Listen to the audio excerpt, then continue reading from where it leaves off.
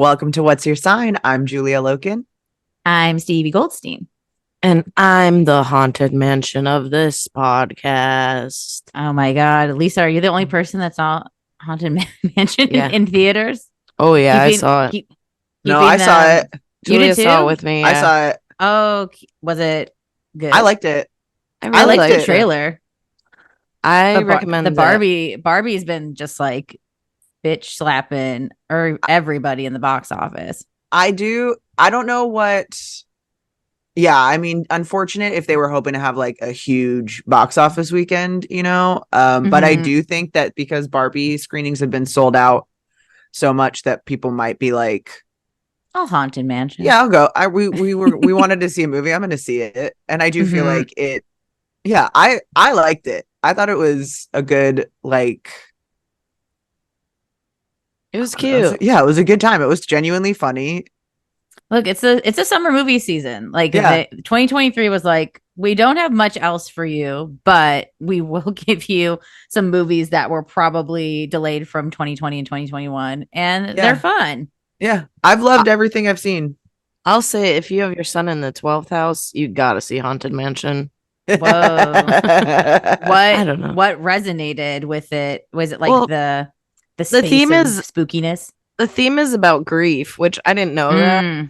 So I just felt like you don't see that a lot, especially in for movies for younger people.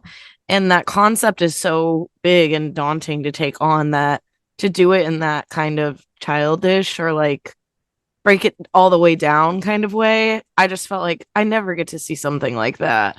And so I was emotional too. Not in a different way than Barbie made me emotional, but like, yeah, I think it would be a great movie to watch with your kids if they lose a grandparent or something like that where they aren't processing it. I don't know. I felt like it was cute, and it had things from the ride, and it was like all the stuff, and Danny DeVito. So like, what, I'm gonna love it.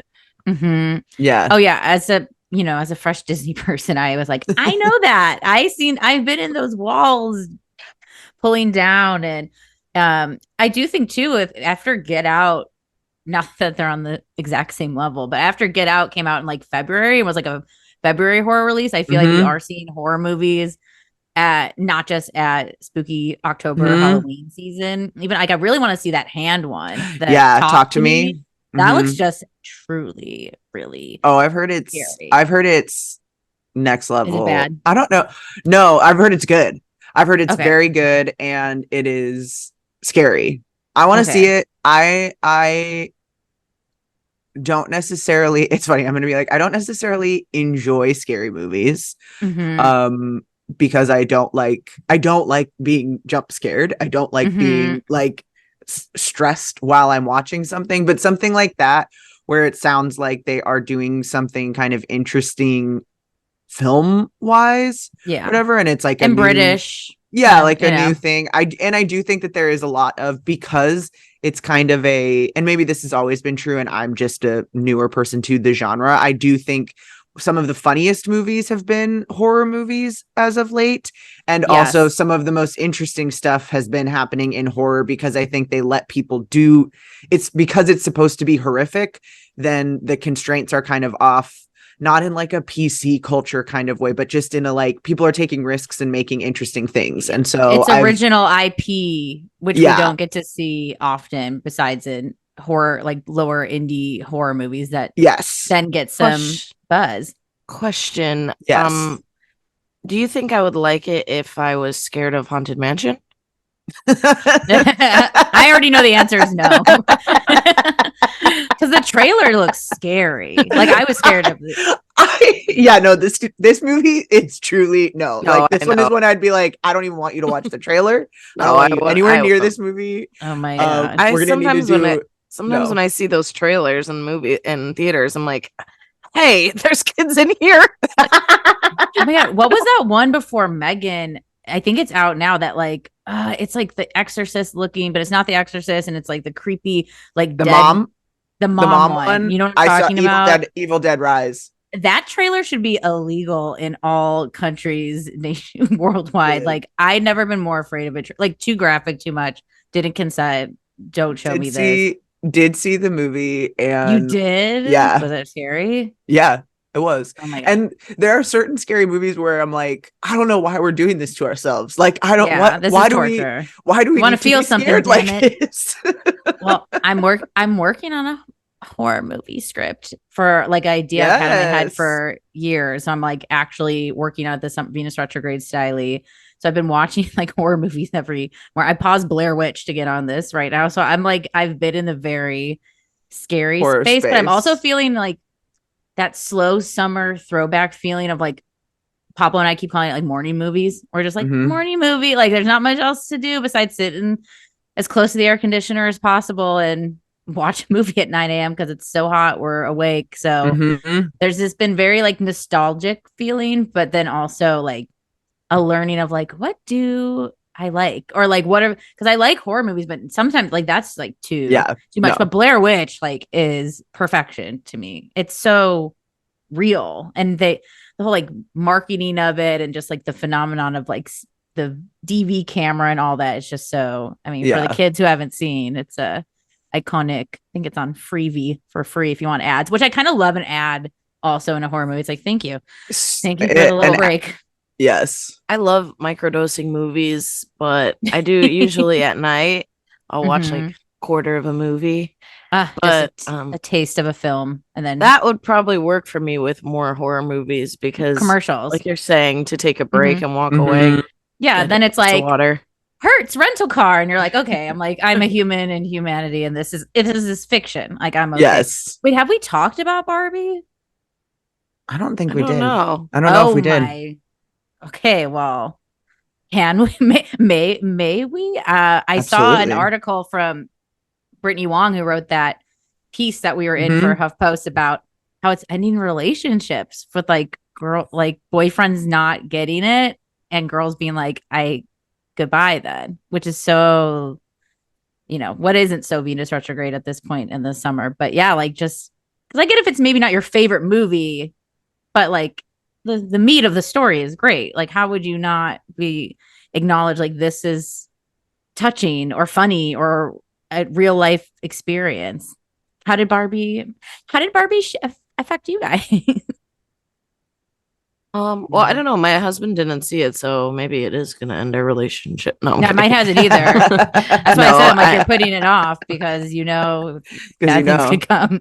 He wanted to see it, but I had to go with my girlfriends, obviously. Yes, it was a theatrical experience that felt like call back to like Austin Powers Spice World era. Just so cute. Love that everyone's been dressing up. Love seeing it. Okay. Yeah, I liked it. I think it was Julia that told me that there's no CGI, or was it you, Stevie? One of you told me. So yeah, I was just looking at to fact check myself because I've been telling that's been my Barbie movie anecdote. That's your fact. Well, is there none? Even if there's a little bit, that's fine. I would think, but like there's really doesn't feel like there's any. I don't think that there is any. That's why I was like, it feels like nothing on the actors, definitely not on any of the like traveling scenes, which it would the part where you would make sense for that is all practical effects. Even the big tall, I just read that the big tall, because I think now everyone's asking like, well, what about that scene? And the big tall 2001 Space Odyssey Barbie was built. Wow. Like, oh yeah, you guys didn't need to do that, but like I'm glad you got that art department working, That's no wonder they ran out of paint. Yeah, I was like, they ran out of paint. Ran out of paint with the Airbnb Malibu Barbie mansion and the movie itself. It was just so fun.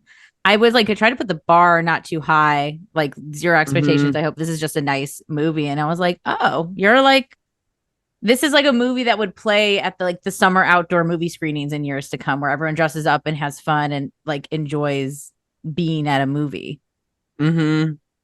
Finally.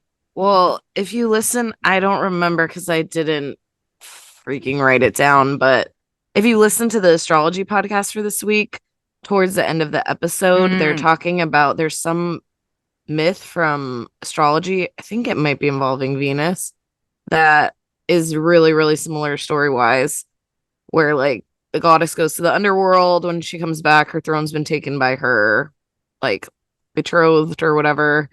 And like I was actually shocked how similar the story was, whatever he said, but now I can't remember. Whoa. So thanks for nothing, Lisa. But yeah, towards the end of the episode, you can find the name of it. Look, the eps are long. Hey. We know this about our buddy Chris, and he seems to be obsessed with the Barbie movie. I've seen a lot of astrology podcast posts lately about the Barbie. What was the one he shared about Greta Gerwig was born on the first day of Venus retrograde, and so it's like the movie's like the first day or night before or whatever. And I thought it was interesting. The Barbie itself was released during a retrograde, I think they said, and wasn't as successful as they thought, or like the initial release. Mm-hmm. Hang on, I'm looking this up too to fact check myself. Dude, there's nothing like there's so many posts that I would not so many, but only a small handful I saw that was like, you guys are watching a 2-hour commercial, right? And I was like, yeah, bitch, I'm aware it's a Mattel film. Let me enjoy. But I feel like, of course, the movie is launching Barbie and all Barbie things to new stratosphere, but I feel like it wasn't that pushy about having to have Barbie, you know? Someone said the same thing to me at a hot yoga studio, and I was like, oh, what, like everything marketed to men. What are Michael Bay movie? What is Marvel doing but pushing you more Marvel? Yeah, they're telling me to sign up and enlist in the war. At least this one is about women and like blatantly saying this is about women and not like, you know what I mean? Yeah. Yes, everything is a marketing. Okay. Everything is a marketing thing to sell to us. It was not released during a Venus retrograde, but when Venus went retrograde later in the summer that it was released in 1959 in Virgo and Leo, the doll became wildly popular. So the movie was also released this year when Venus stationed retrograde, and that is in alignment with not only Greta Gerwig, who was born during a Venus station retrograde in Virgo on August 4th, 1983, but also Barbie itself. I think that the myth is Inanna, I think. Okay. And it is actually often referenced as a thing for Venus retrograde as well. So I think that's probably why they brought it up on the astrology podcast. Interesting. But yeah, I think if you look Inanna's descent to the underworld, I think it's quite similar to the storyline. I don't think intentionally so. Yeah. I think it just happened to work out. Well, but that's interesting if it is. I mean, not intentionally. I think even more interesting if it's not intentionally, because Greta Gerwig is a Venus retrograde person and kind of like thinking of all of that. But experience. Yeah, I think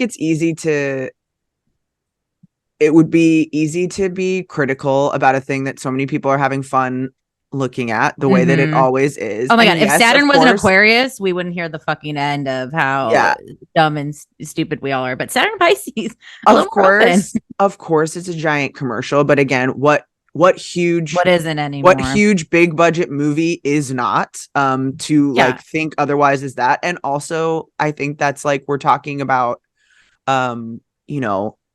as much as is this like a lot of the argument I feel like I saw the most is like, oh, this is like feminism 101 or whatever. And I was like, I'm sorry, did you think we were going to get like someone's graduate level dissertation in a big budget Mattel movie? It's for kids. Yeah, I was like, it should be 101. It's also a lot of y'all need 101. Yeah, like, a lot of y'all forgot about 101. We need. Some people are like, we're further than that, and I'm like, I don't think we are actually. If we're looking around at the world, I don't think we are. I think many more people need 101. Some might say we're moving backwards. And 101 is already, people are like, this is indoctrinating children or whatever. So, let's no one wants your nasty kids. Like, fuck off. Yeah. Take the wins where we can. But I think it is also cool that it's like, oh, in one of the most successful movies now, we're seeing, box office records being smashed and everything. That's still like about feminism or whatever. And again, whatever come for however limited it might be, but I think that is cool, and not much. I was expecting there to be, which so many more movies in the 2000s had, like cut to her opening her like the pushing play on her Beats pill and like showing this thing, and like only real product placement, of course, besides Barbie, was like the Birkenstock. But I kind of obviously loved the Birkenstock as the choice of reality, and also coded lesbianism, of course, like right, like Indigo Girls, like come on, like there's just so much. But but it's like thank you for not fully spelling it out that you know that this is probably what she's going to explore when she does really go into the real world. It's also like every single part of it is how you play with Barbies. Like you're always like making them kiss and doing weird shit. I mean, obviously the weird Barbie cutting the hair, all of that, but it's like I loved weird Barbie. Always like making them do the splits and do weird stuff. You know what I mean? Like and like I think there is like coded lesbianism in like doll play in a way. It's like I am surprised we didn't get a scissor, but we didn't need to. We knew what we did. Hey. We've all known what we've done with the Barbies. When the like not another Barbie movie gets made, we'll see. Oh my god, Barbie scissors that we need that's the renaissance we need. The spoofs parody, of the popular movies. Oh my god, we have not had that. Has not existed. Yeah, like bring that back. And we'll get the rated R version of Barbie that we all want. Wow. We started doing, instead of pop culture, we started doing history, I think, on those. Yeah. So it went to like drunk history and that. And then I think we had that history of the world thing recently. And I think that's like where that genre went. But yeah, I think we can get back towards pop culture. Because it required, not another teen movie, for example, required all of us to have like seething fandom for these teen movies, which it's hard for us to all earnestly just like something, because it's like the problem with Barbie, and it's like unless she's like Harvey Weinstein, like I don't think Barbie's had that big of a problem. Like I think she's fine. Like let us enjoy. Also, like the ritual of saying hi Barbie over and over. Yeah. There's something like cultish, but like smooth brain, but like likable. I was with a bunch of Barbie. I'll call them Barbies because I don't remember anyone's name. Like a group I didn't know that well, and I was like, oh, I'm seeing a future where it's like, hi Barbie, I brought a pie. Like we were just we were embodying how Barbies were in Barbie land pre-patriarchy. And it's like, cool, a pie. And it was like, oh my God, everyone's so affirming. Like, it's just, I'm not used to this, even though we're like playing dolls by being living dolls. It was just like so nice to be like, everyone, if someone walked in, everyone said hello. And it was like, what the fuck? Like, this is fun to try on for size, and interesting that we don't do this normally. My only not complaint. Yes. But Ken is very Sag culture, and I was like, we already clocked. I know. I'm like, I'm Ken. Look, I'm Ken. I had conflicting feelings about it. Look, I felt bad. Live. I felt bad when I called you Ken, and then I saw the movie that day, and I was like, I don't feel bad anymore. Yeah, Julia's Ken, and that's fine. She's at the Mojo Dojo Casa House. Yeah, at the Mojo Dojo Casa House, recording live. And no, the Kens are cool. I like the Kens because they knew Kens knew that this is Barbie's space. And you're lucky to be invited. I was a big fan of Alan. Yeah, I was a big fan. I'm not normally a Michael Cera either, so I was like, oh, I really loved that. Yeah. Yeah. No. See it if you haven't already seen it. Get out there. Yeah, Barbie is great. Slumber party classic, fun. And and this was something I read recently. I was trying to find this article.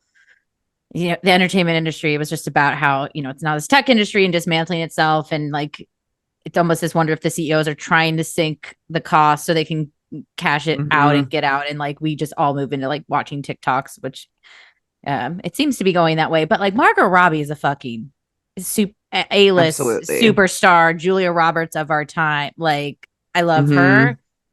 That's all.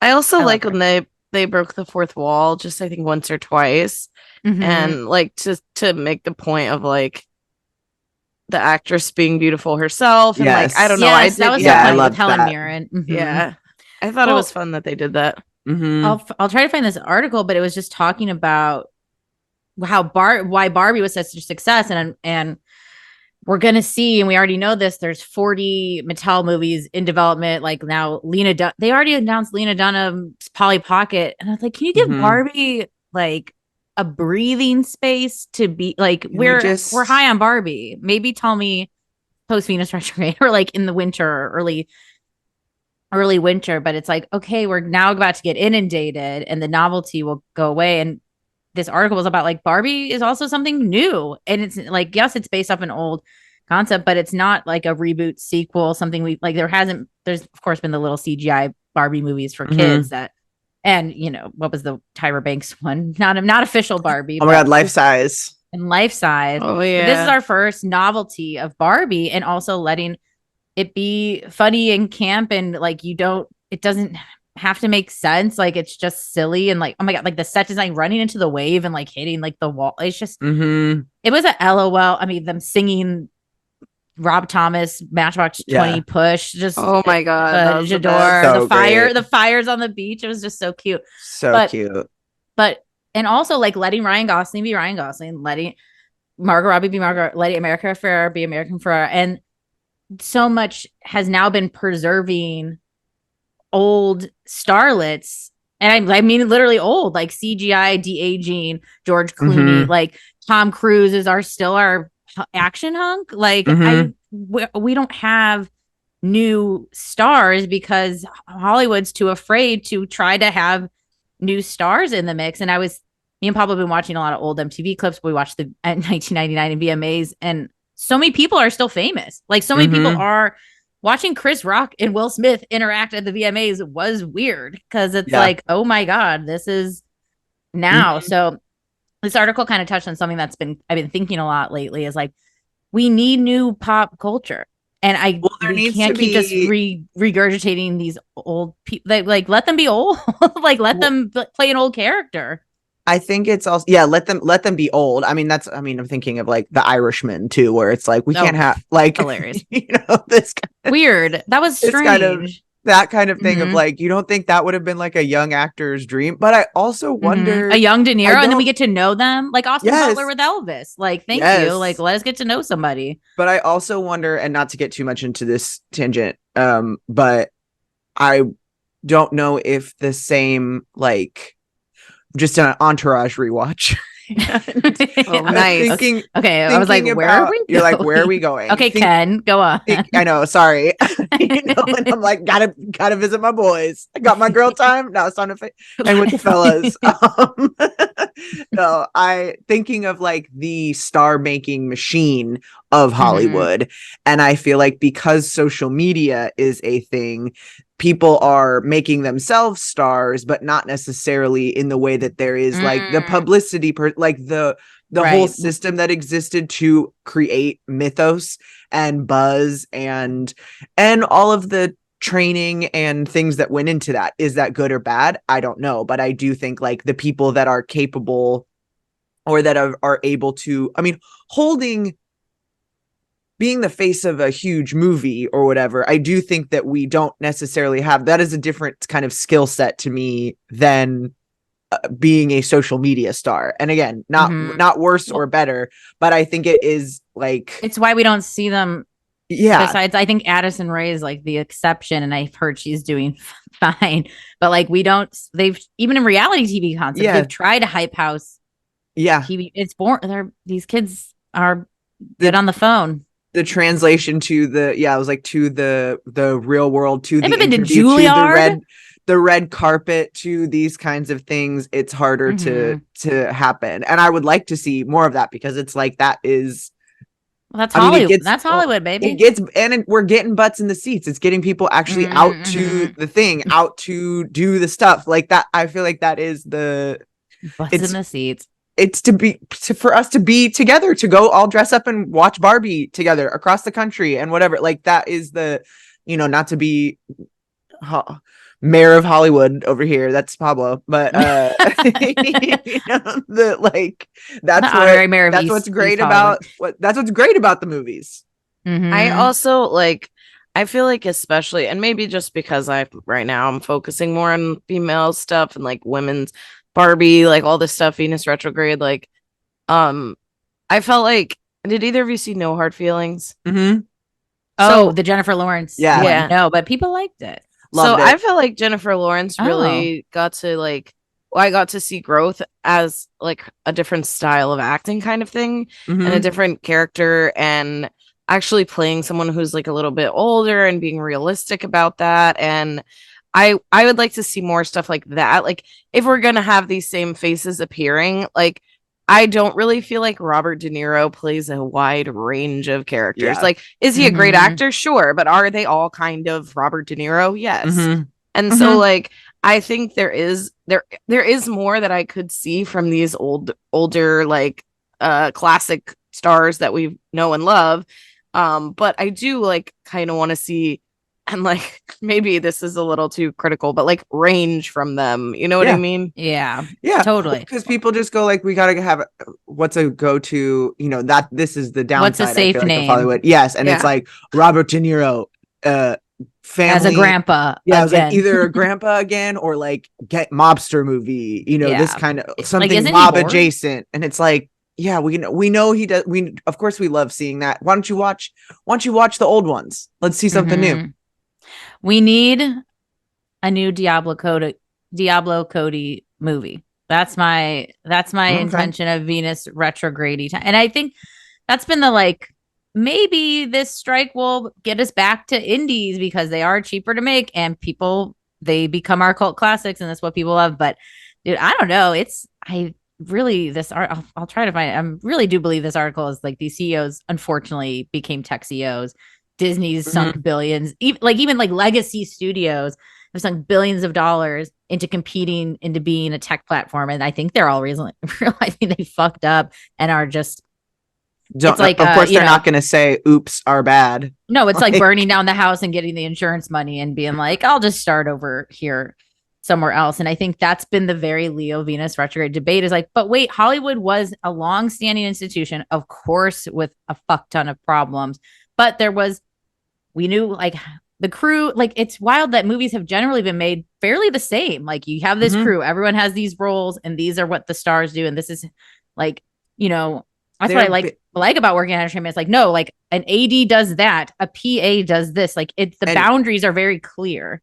And you need a bunch of people to do it. It's lucky. A huge, you know. You need a bunch of people to do it. Yeah. Like effort. That's, yeah. Well, I've always said New York is a capital A artist town where it's like a lot of solo artists, models, painters. And then LA is like an artist, like crew, like movies. Of course, like you make movies in Atlanta, New York, and all these places. But I think the solo versus communal is the coastal difference. I've talked about this very stoned often to my Eastern Coast and West Coast people because it is just very. You can drive in a car with a bunch of people and go make a movie, and then in New York, it's like I'm taking my portfolio on the train to this art gallery opening, and like those are the realms. Right. The version here is a Happy Madison. Yeah, version. Oh my god! If you're lucky, if you're lucky, baby. Oh my god! We were watching The Hot Chick the other night. Again, they don't make them like they. Hey, like they let him do whatever he wants. Dude. I love it. Like some of those bad ones, it's like whoa. Happy Madison on a. People love working with him. He picks a fun location too. So then when the crew has to go, they're like, hey, we're in Hawaii for a few months, whatever the thing. Grown Up 7. That's the Mike White principle as well. Like I'm just gonna write these in places that you'll want to be. Yeah. Brilliant. Yeah. There's ways. Well, speaking of superstars. Speaking of how do they do it? What's 73 questions? Go. What's for breakfast? Like, what is it?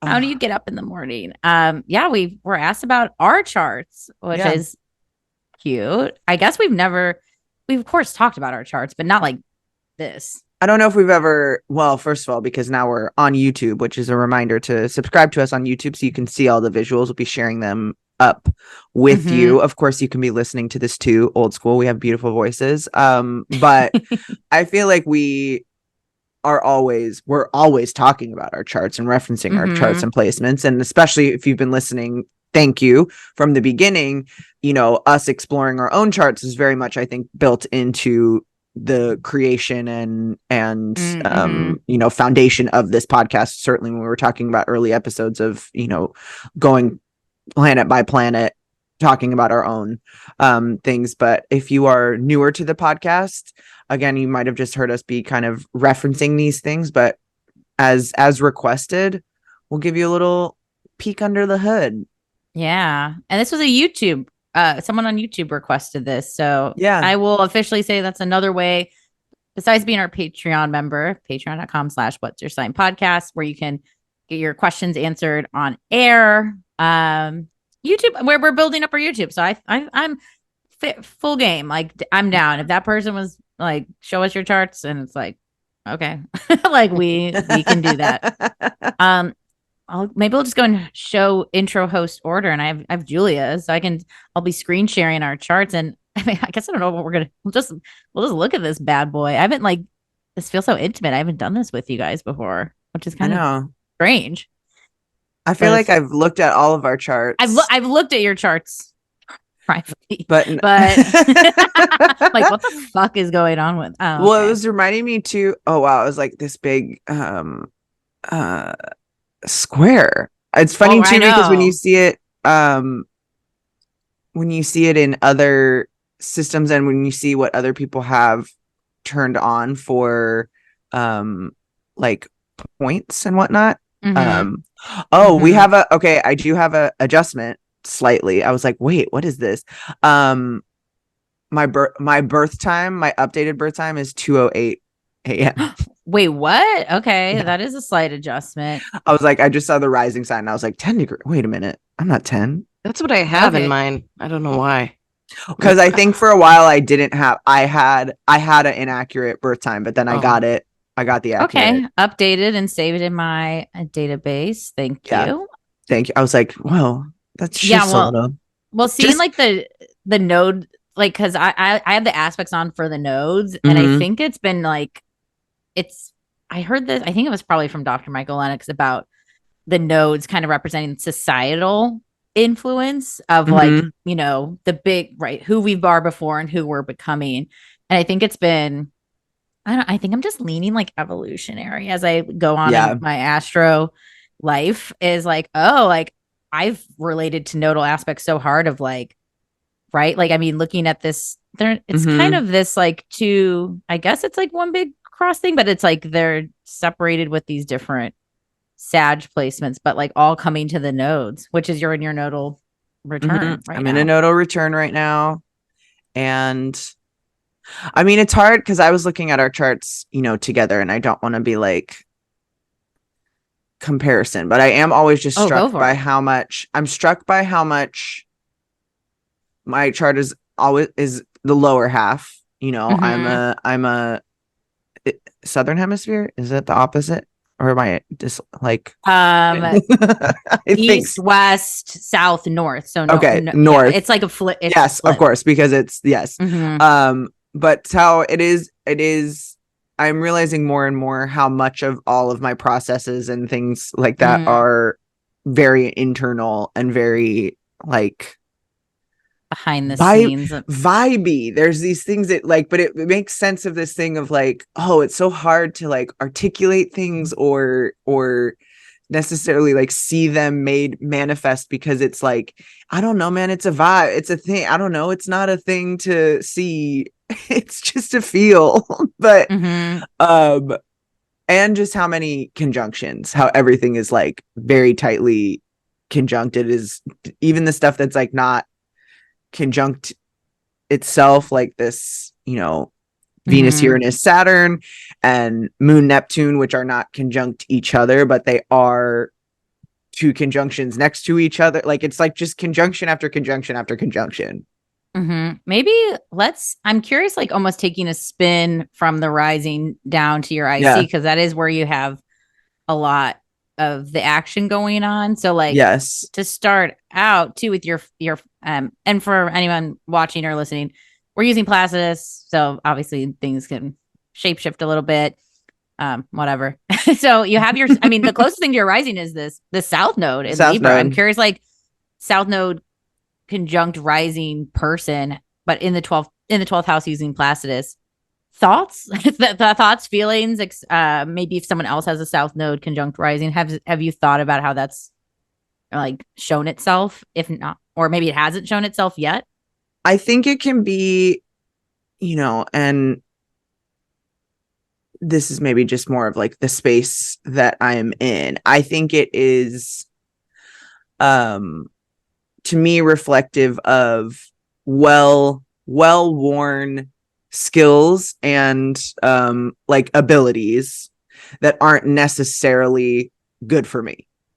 Like, things that I'm very good at and are second nature and are almost like not things where you go like, oh, I'm not even realizing these are so like instinctive, natural. Yes, yeah, that I wouldn't even think that would be a thing, that it's like so unconscious, but oh, actually this thing. And so I think it makes me self-conscious in a way where I go, oh, I'm like aware of what I'm doing because I know a lot of the things. I know I'm supposed to bring awareness to these things, which then makes them feel like, I can't tell if that's what makes it feel unnatural or if it's because it's the South Node or whatever, but it is this like, yeah, there's a way where it feels like some of the things, it's both like good and a thing that I always know that I have available at my disposal, but not always the best.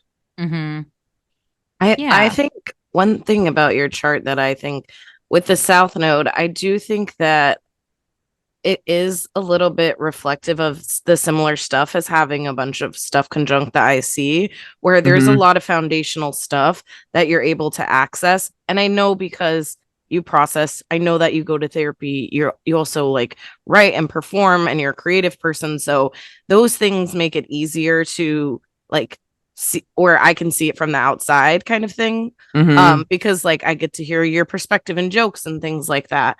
But I do think that this foundational stuff for you, I really find, for me, like from my point of view, I really find that with the Chiron at the top of your chart, like a lot of that gives you the ability to kind of say these things that other people feel, or like, you know, that thing where it's like, I was thinking it and you said it. And or like you do that a lot. Yeah, or like especially like your comedy, it's like, how has no one said that joke before? Like that's like, it's so funny and it's right there, like those kind of things. And you do have like a lot of fortune in the 11th house too, and Venus retrograde's going to be like, you know, popping up on it. So I think this time is going to be really like abundant for you. And so remembering that, because I do think, you know, some of the foundational stuff, like you're saying, oh, the things that come naturally can be, you know, not my best thing. But it's like remembering that those foundations bring out a lot of this, you know, helping people with trauma, you know, giving people readings, all that kind of stuff. And then it's like, you're going to get that reward coming too when Venus comes that way. Yeah. You said the other day to me, and this is just also going to be us, like, I guess, like fangirling on each other, which I'm stoked for. But like, I think I said something in a text like, oh, this is like such a me problem. And you're like, it's a you strength. And I was like, oh my God, like, are you fucking, but I was like, actually, you're right. Like, but it wasn't like just to placate me or just words for words sake. It was actually like, and then you backed up what you said. And I was like, oh my goodness. I think this South Node here feels like, I feel like that Libra rising stuff comes naturally, right? Like no one's surprised you're a Libra rising when they meet you, you know, like I think that's the South Node inherent. I'm good at this. I get it. So then of course, in the best of ways, the North Node then asks us to pull towards our more Aries stuff. Well, and I think it makes it feel almost more like, because I have that Jupiter in Aries too, not to get ahead of our, you know, linear we could motion. Go 1 to 7 because but I think it's funny because I do feel also, and I know this is not true for everyone's chart. Trining all your, I was like, it's trining everything, which is wonderful, but also I think a little, you know, sometimes can be like, oh, it's easy for me to have other people in my life who kind of embody these Aries qualities, or find it like supporting Aries people and not necessarily nurturing that in myself the same way, or like feel like knowing that I have that because that's why I'm pulling these people in too. But I think that's where you're bringing stuff out from under, you know. And I think especially with a lot of fortune. I think it's a 23, so it really is like I was like, she's trying there, you know. She's trying in there too. But I do think it's interesting that so much in my chart is also like in order, or like it's so linear too, which feels interesting to me in this kind of like internal process that feels very like, once you figure out one thing, you figure out the next thing, and then they all like lean to each other. But it also is like, if I feel like if I haven't figured something out yet, it's like nothing is getting figured out, because it all is like in that train. Yeah. I want to know about this 0-degree Mars. Yeah, baby. I know. What does it make you feel when you're thinking about your Mars? Dude, it feels so like, it feels like a secret agent is like the way that I've described it. Whoa. It's like a placement that it's like, it's not to be, it feels like very like Liam Neeson. Like I have a very specific set of skills, and like you'll never know that I need them unless we're in a situation that calls for the Scorpio Mars kind of stuff. Because again, it feels very like internal sorts of things. You change a tire?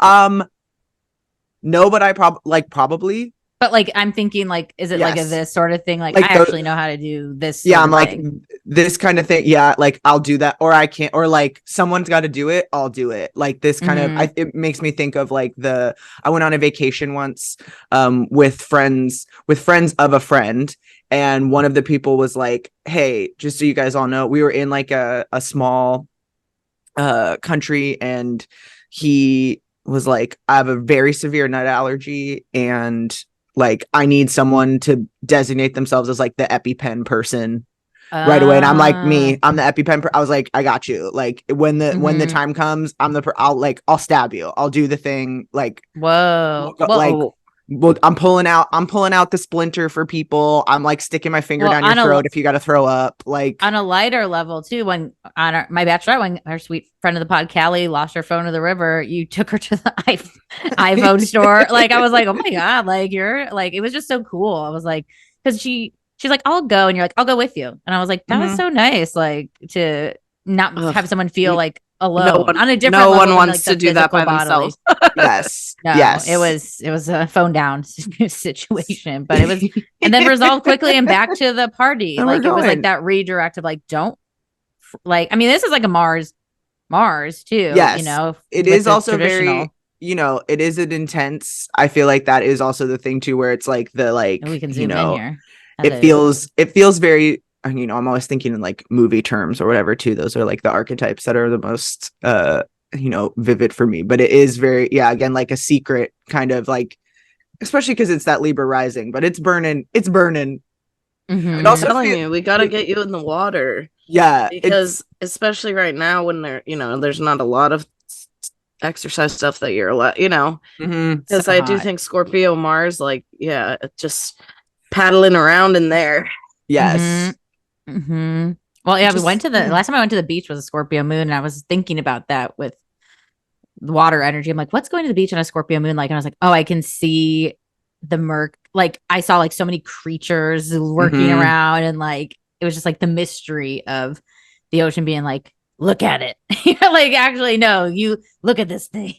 Yes, but I like it. It is like a powerful placement. Not by element, but trying that Chiron feels like, let's talk about, like, let's move through it together. And it is like you gotta just do it. You gotta do the stuff that sucks. What's up with these two?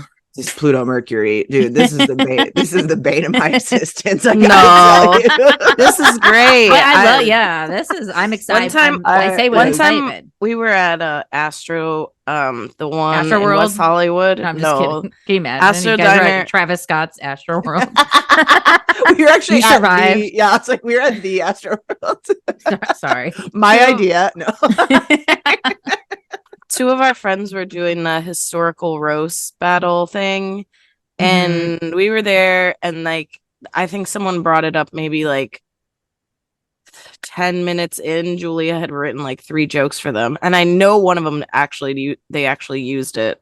But it's like that you're really good, like quick roast joke, like, yeah, that's that Pluto Mercury right there. Yeah. Like you've actually been maybe without consciousness thinking of it before, like it's in there, and then of a historical figure, not just like of a friend, you know, like going way back. Yeah, it's like that's pretty, like, you know, I don't know, that's skill. That's like, yes, I do. It is great for those kinds of things, and finding things that are useful for it, I think, is really like healing or whatever.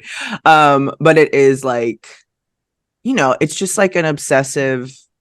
It's obsessive, and it also is like the seeing. It does feel like one where it's like I can't help but see what stands out as like a problem or a something, which I also think is like fine, because that's everything. There isn't anything that is without flaw or quirk or whatever it is. But I think sometimes that kind of like, oh, they were thinking it and I'll say it, things that feel obvious to me that I'm like, well, everyone must be seeing this because this is so glaringly there. You go like, oh, actually, no one was thinking about that. No one was no one noticed this thing, and I just brought it up, and now everyone's like, oh, how ooh, gross. You have Saturn and Sag too, as well as your sun. So I do think you can get away with it. I feel like planets in Sagittarius, while they might foot in mouth or they might say something that people, you know, shocked people or whatever, like for the most part they get away with it. Yeah. So I feel I'm usually laughing when I say it. Yeah. And you're supported by all that stuff at the bottom. So I think it's say it, because I think with Pluto Mercury, and I've had a few other friends with this placement, because of course, you know, a lot of Scorpio Pluto generational people, but it's like, I feel like the consistency I've seen with this is it's like the sweetest angel pies telling me, like, I've had like tarot readers with this placement that where it's like, if anyone's going to give me this hard news, I kind of want it to be you, because it's just landing better. Like not everyone can deliver the hard news to someone, and not that it has to always be super doom and gloom, but some things are, especially tarot can be so, like astrology, we can find a softer language for it a lot of the time, where tarot's like, yikes, your heart is getting stabbed with a million sword. Sorry. honey, you're a demon, but it's kind of cute for you. Work it, bitch. We love demons.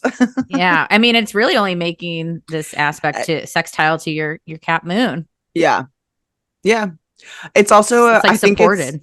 I think it's also like a I have found other people with Pluto Mercury aspects, not necessarily the conjunction, but I have found it, and I do think it is also like straight up a loud voice, and a like one that can kind of change and be used in different ways too. So I do like it. Again, it's like it's a very powerful one, and it makes me feel very intense and powerful in that way, especially even just that ability to like perceive things in a different way too. That's like to think differently, to think deeply, to think like transformatively. I also think it is like, even though it's a fixed sign, I think that like Pluto Mercury for me is very much like, if I want to change my mind about something, I can. And not everybody can change their thinking or their mind. Like it's not without effort and it's not without intention, but if I've like set my mind to change, I know that I have changed my thinking about things in a way that I haven't seen a lot of people be able to do. And I think that that's very cool. Yeah. And then this freak.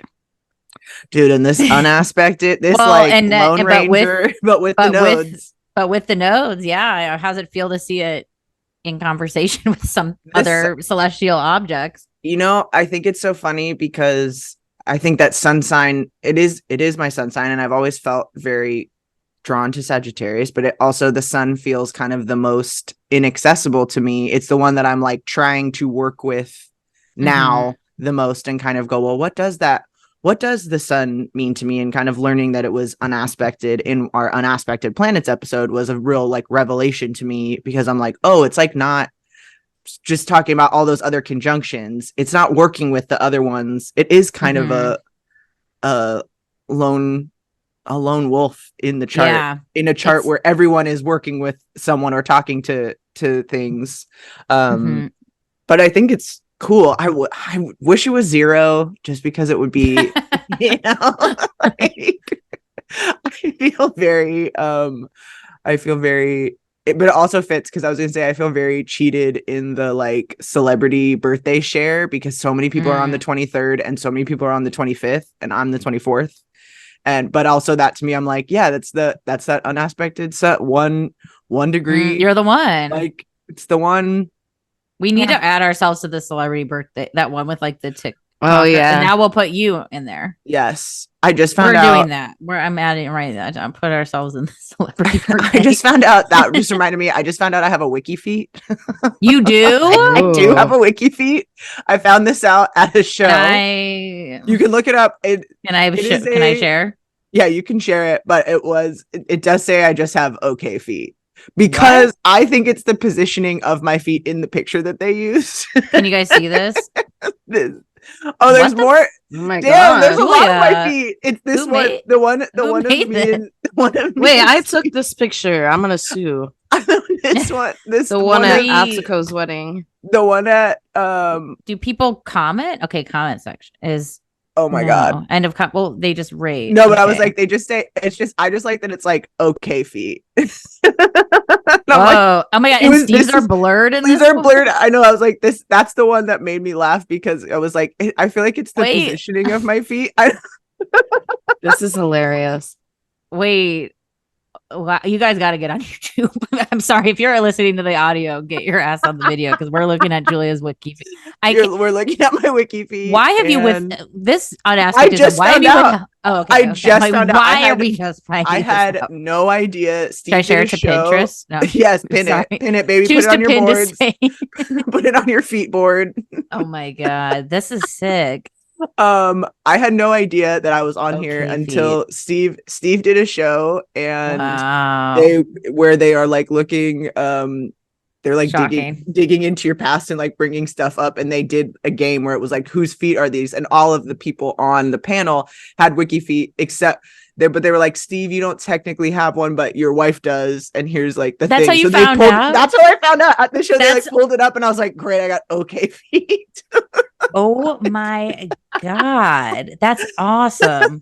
That's some Scorpio Mars shit right there. I was like, coming back to that. Honor to be and this Neptune, in this Neptune retrograde in Pisces in the 6th for me, finding out my feet. Holy shit. But yeah, that's awesome. But yeah, all that to say, I'm learning to work with the sun. I'm wanting to work with the sun more because I do think it is a real like missing piece to.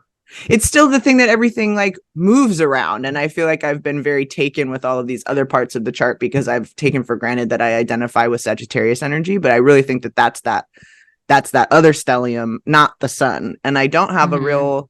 I'm working. You're still going to grow into that sun. You're still going to grow into that sun, and that's the cool part of sun is we're all.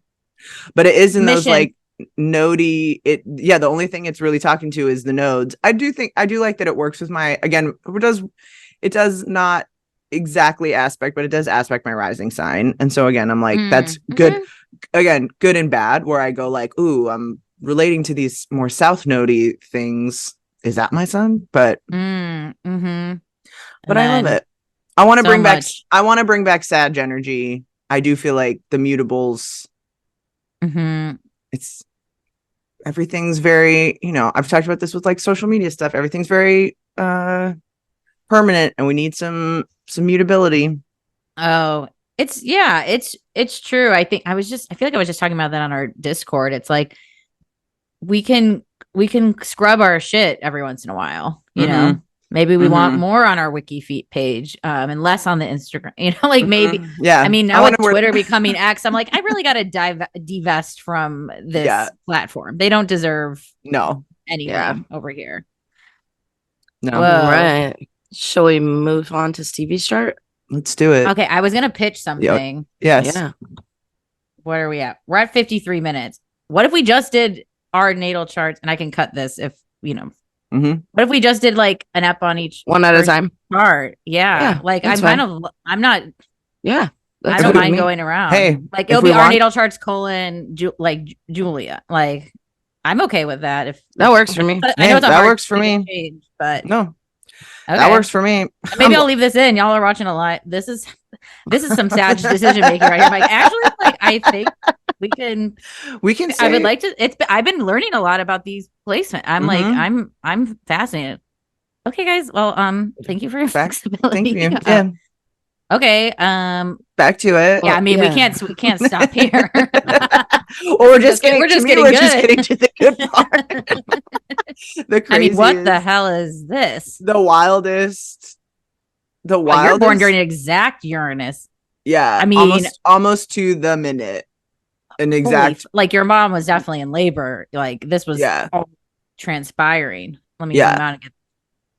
Yeah, this Venus-Uranus conjunction is wild.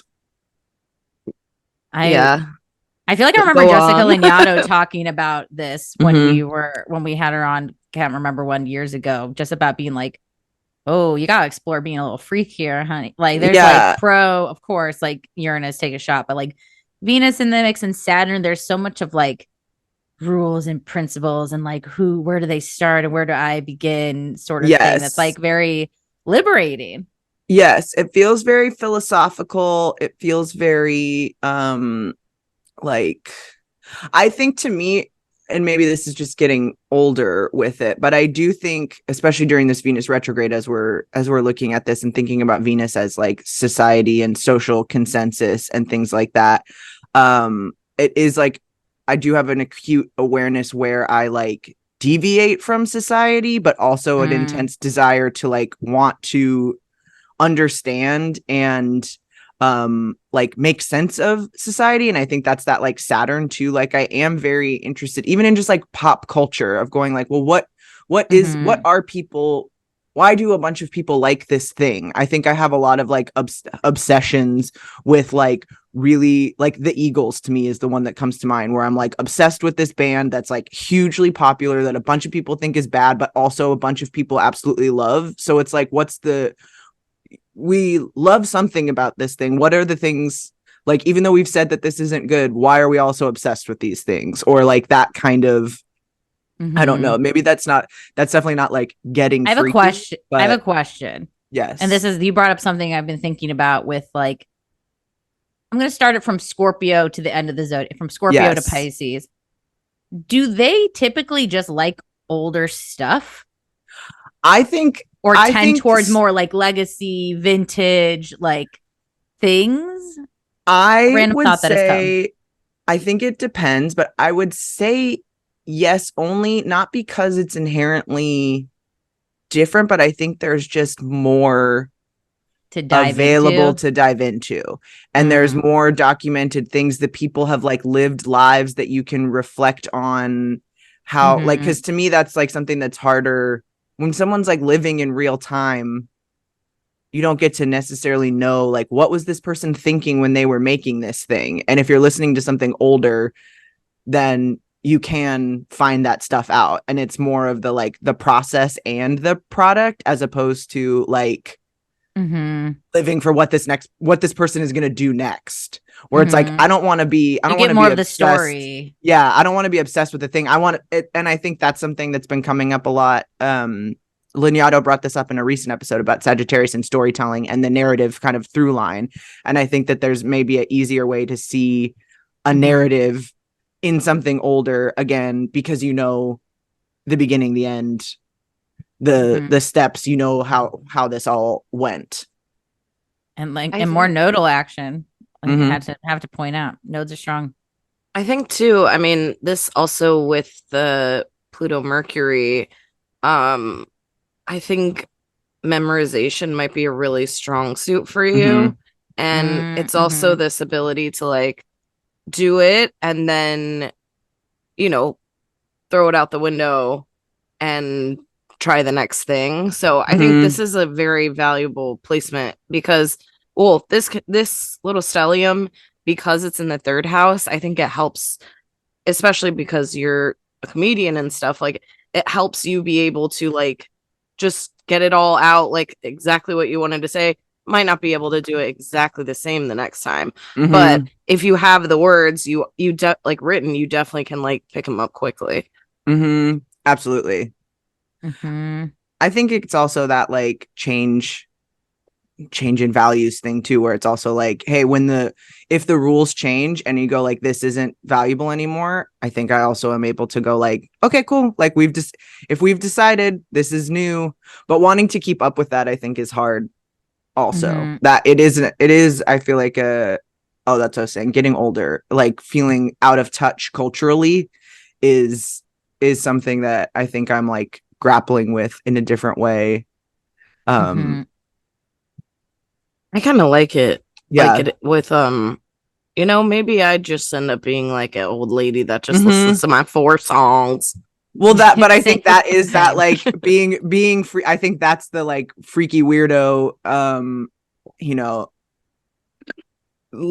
not later in life, but like easing into that more, where it's like, I think, because you can't keep up with everything, and so it is like you have to make your own rules, make your own values, make your own decisions about what that looks like, and kind of sticking to that makes you out of touch in a weirdo way, but also makes you true to yourself and true to your Uranian stuff. It feels like, I feel like third housey things, because it can be so much of what we learned when we were younger, and where ninth house is stuff we kind of choose to go out and learn when we're older. But Sag already has this kind of old world, like I've been here before sort of vibe. So there's something cool that could be really about teaching people what you grew up with or what you knew, or like having to be that kind of like influential person and not having to go search for other people's ideals, like actually what you're bringing is like going to really change, back to the societal stuff of the nodes, like that square pressure of like, no, we want to know what you knew, like, or where this came from, or like what was a foundational thing for you. And also, it like being up, and I think we're all good at this, but I think that this has been really illuminated, especially like if anyone came up to us at a bar and was like, so how's astrology real? I'm like, Julia, I think I would like to send Julia on this task, because I think, first of all, this person just does not know what they just signed up info to receive. Where I feel me might have a more Taurus like, fuck, like fuck you, I don't care, like who cares? But like I see I'm like, I'll get Julia, I'm like bring him. I'm about to make this man dizzy. Like let's do this. So I think that there's like that's such a strength to like horse hoof down into those foundational things, and there's just so much there at the foundation. A strong foundation, even though Uranus is like, well, that foundation might have to adapt, but it's like adapting to fit where you want to go, not like because of anybody else. Yes. And going sometime again, I think it is that, where it's like, if you want to be moving and doing stuff, you do have to be adaptable with those things and notice how those things change, and notice where you are out of step with what is, again, I think that it can be a little bit like, well, I'll change to be palatable. But I think on the flip side, it's also like, you can change it. It's easy, not easy, but the Chiron opposition is a little tough, I think, again. And I'm thinking, watching you like point that out too, is like, oh yeah, I do like a nice narrative, and kind of making things to fit into a narrative. And when there are details and facts that deviate from that is hard to be like, oh man, but all of this be so cool if it all lined up so nice like that, wouldn't it? Like Stevie, you're muted.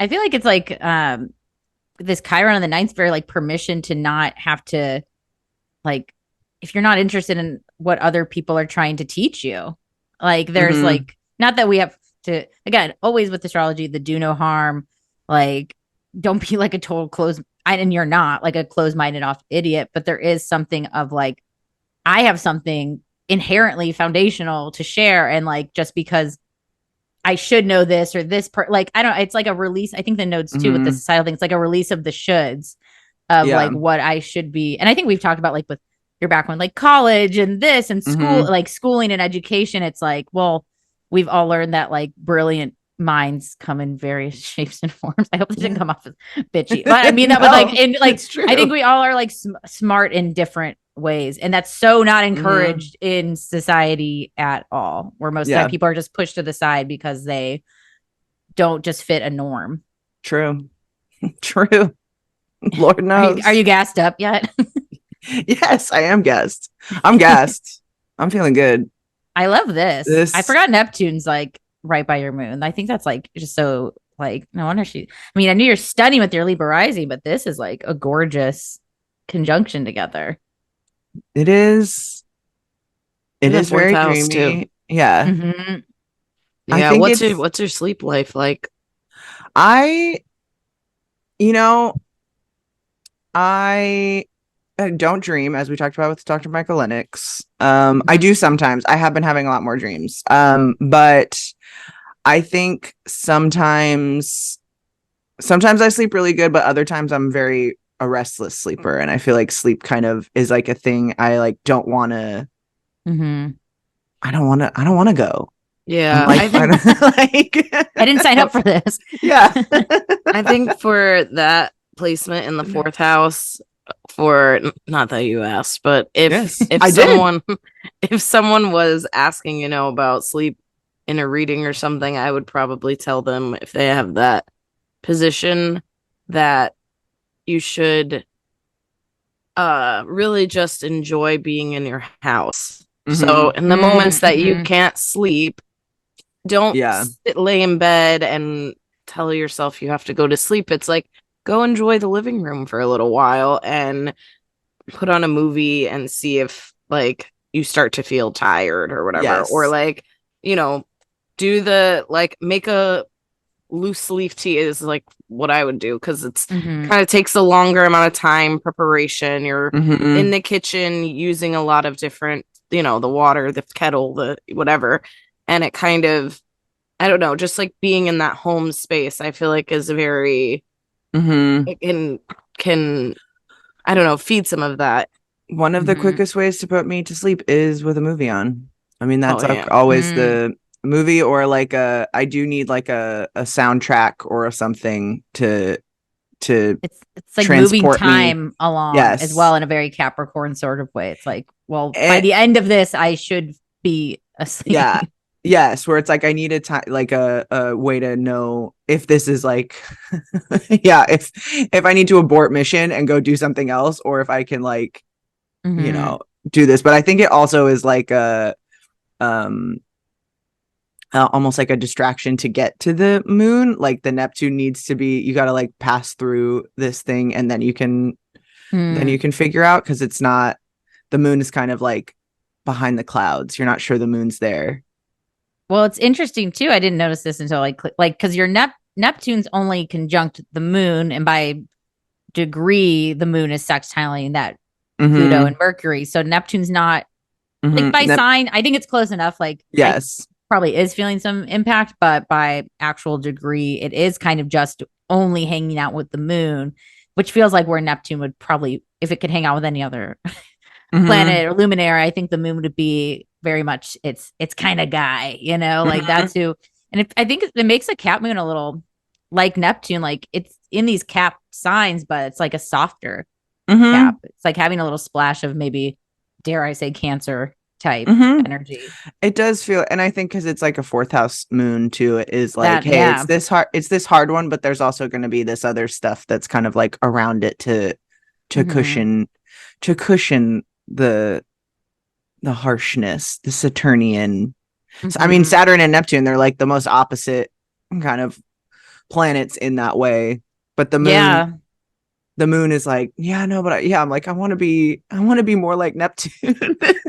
Well, I'm curious too on a flip, and we can come back to over here in a sec, but like I think the midheaven gets asked a lot about in chart readings and like career, and yours, you don't have any planets in the 10th, but as we know in astrology, that doesn't mean Julia's doomed to not have authority or career or power or anything like that. But the moon being the 10th house Cancer, we would look to the moon for a lot of that information. Has a Cancer midheaven.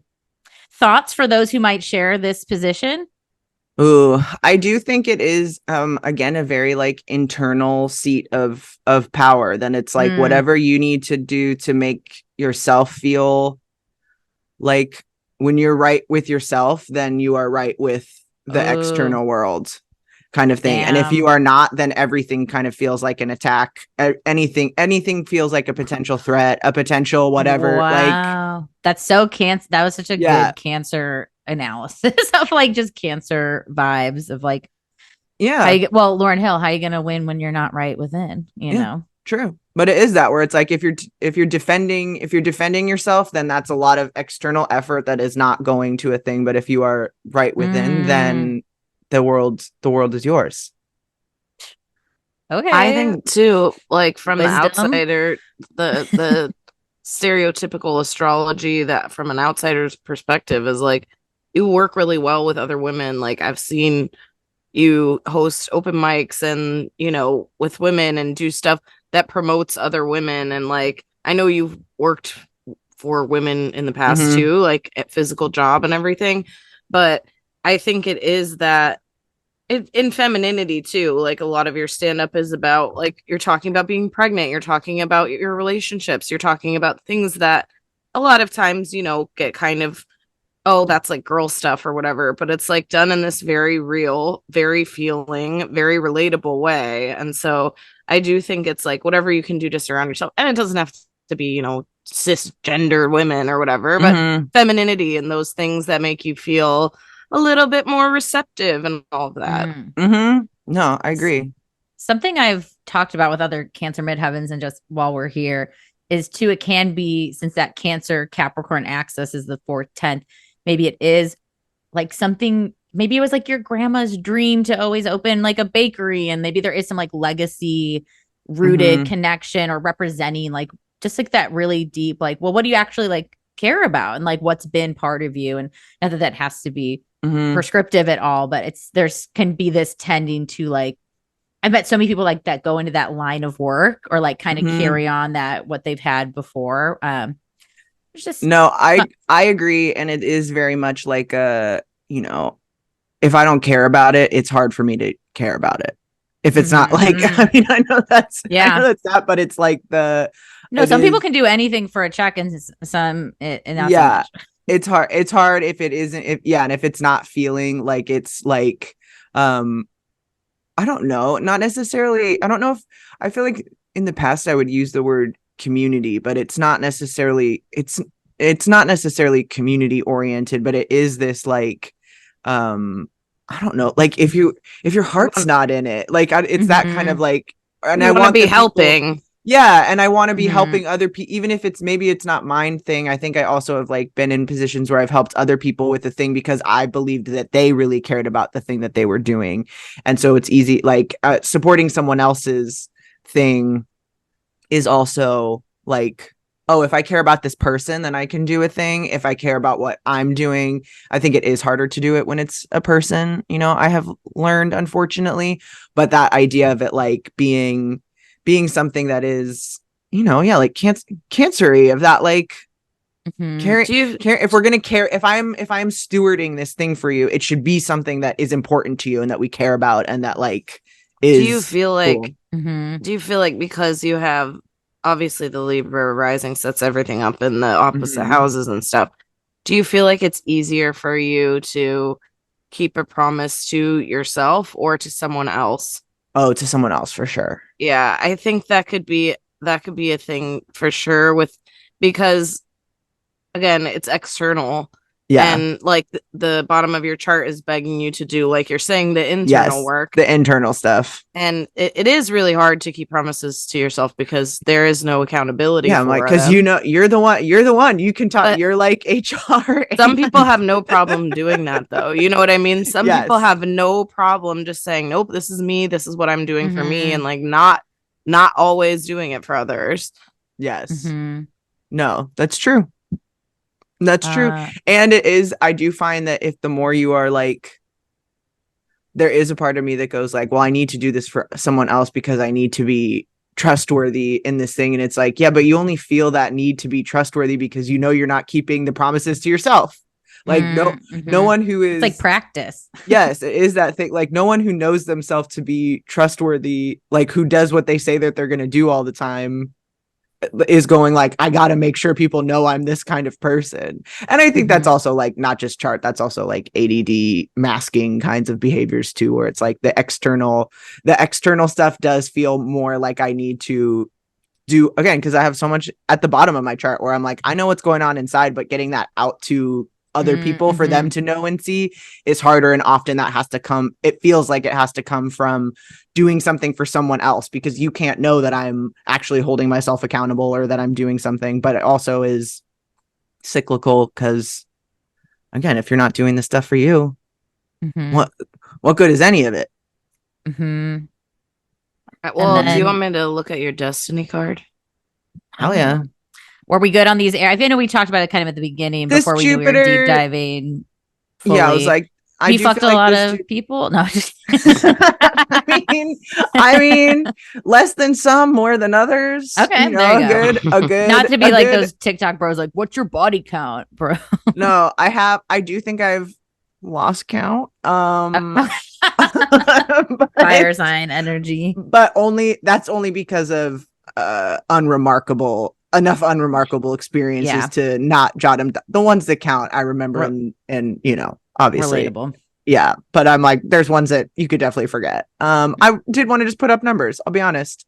Get the experience with Jupiter, planet of expansion, learning, higher education. No, I do feel like Jupiter in there just kind of, I think it's fun. It just turns up the volume on everything, which is good, is good and bad. It is like the, you know, bigger isn't always better, but I am always going to go for like if someone says like, do you want to do it a little bit bigger? Then I'll be like, okay. Adding more. Yes. I mean, I think it's such a good, I think Jupiter and Aries, even when since you just had the return, it's such a good reminder of like, we want you, babe, you know, like more, how about a little more you? And I think that's so encouraging with all your fire too, to not, because you know, when that's the astrology, right? Usually we are in that same sort of 4-sign cluster with the personal planets.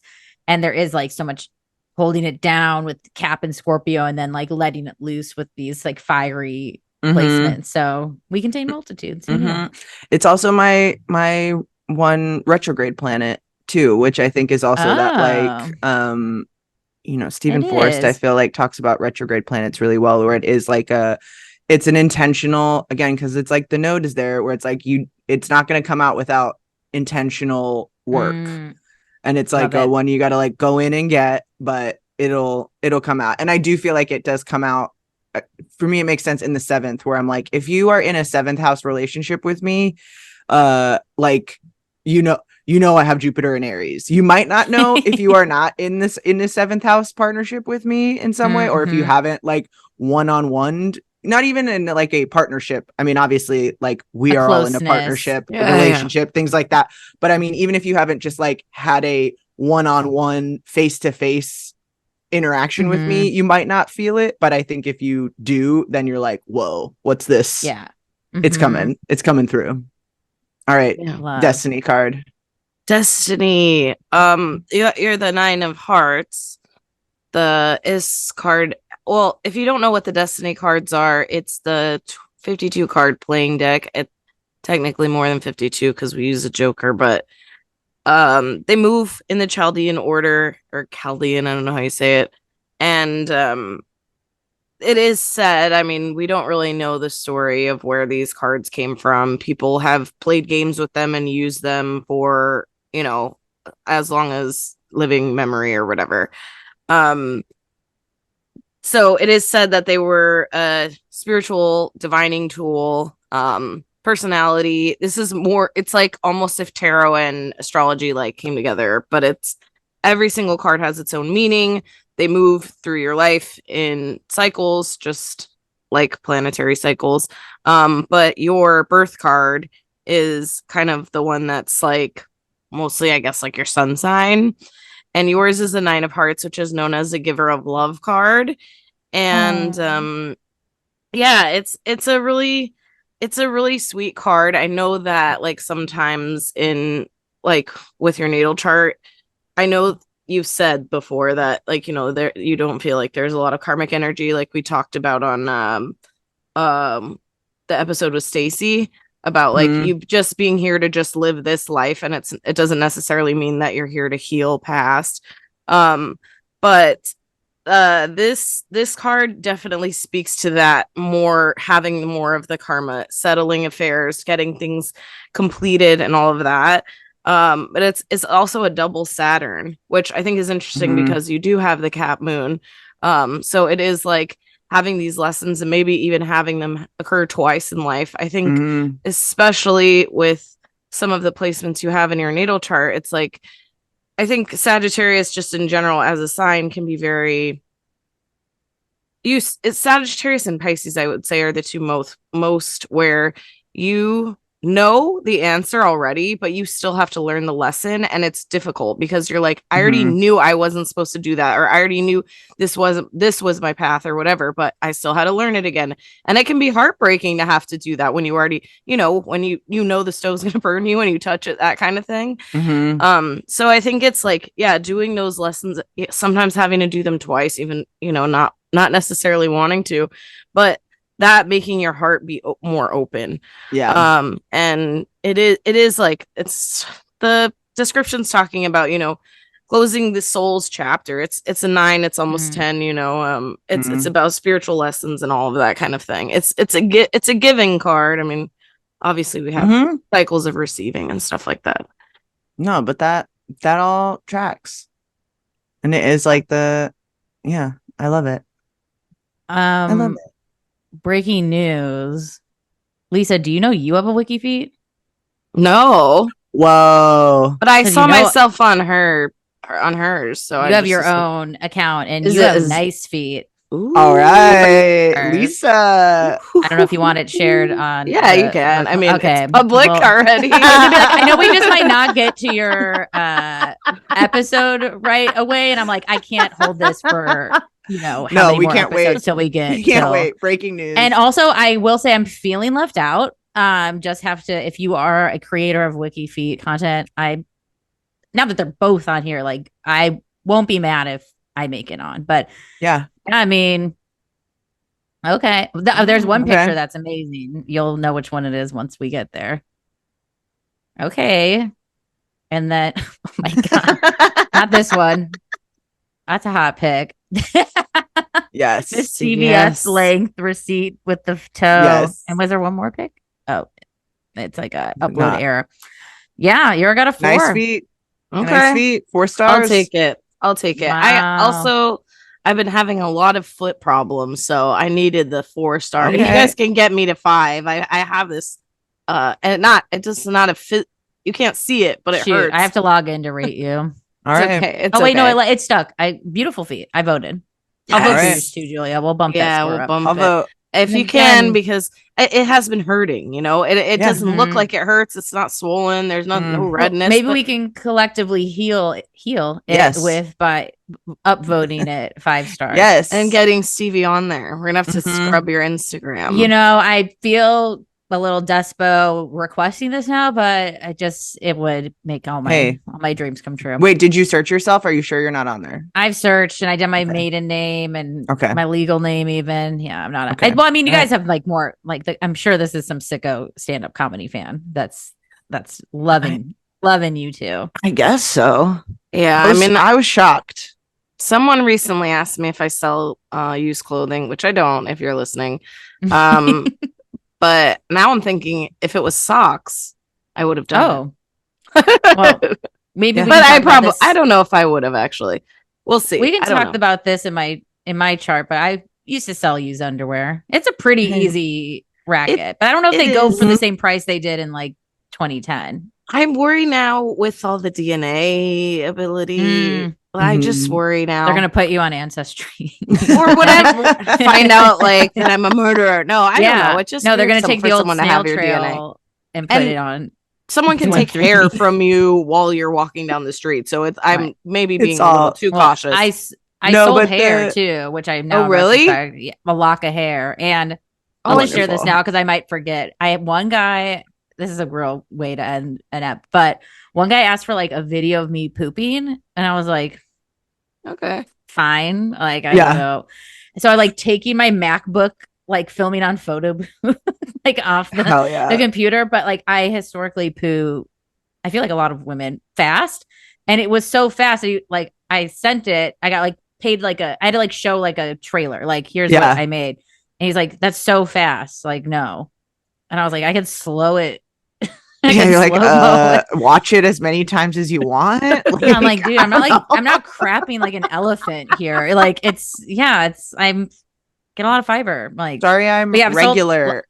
Locks of hair and underwear and a failed poop video attempt. You guys, the recession of 2012 era was just a different time. Yeah. This is I'm not selling used clothing, but I don't. Well, I actually could make rent at that time because rent was so cheap. Now rent's so high that's like, well, why? I'm not even gonna like.